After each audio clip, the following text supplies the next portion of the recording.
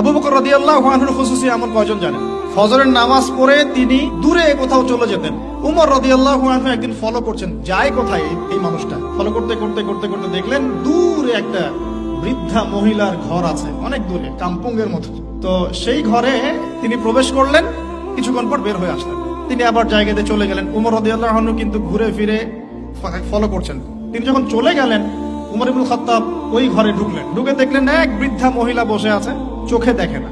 তখন তিনি জিজ্ঞাসা করলেন যে কে আপনি, পরিচয় দিলেন, কি সমস্যা আপনার, আমি চোখে দেখতে পারি না। এই যে ব্যক্তি একটু আগে আপনার ঘরে এসেছিল সে কি করলো, কেন আসে প্রতিদিন, ইনভেস্টিগেট করছেন। তখন ওই বৃদ্ধা বলছেন এক ব্যক্তি আসে প্রতিদিন ফজরের পরে, এসে আমার ঘরের কাজকর্ম করে দিয়ে যায়, আমি জানি না সে ব্যক্তিকে, আল্লাহ তার ভালো করুক। উমর রাদিয়াল্লাহু আনহু তখন চোখ দিয়ে দরদর করে পানি পড়তে লাগলো আর বলতে লাগলেন যে হে মুসলিম জাহানের খলিফা, আপনি পরবর্তী খলিফাদের জন্য রাস্তা কতই না কঠিন করে দিলেন।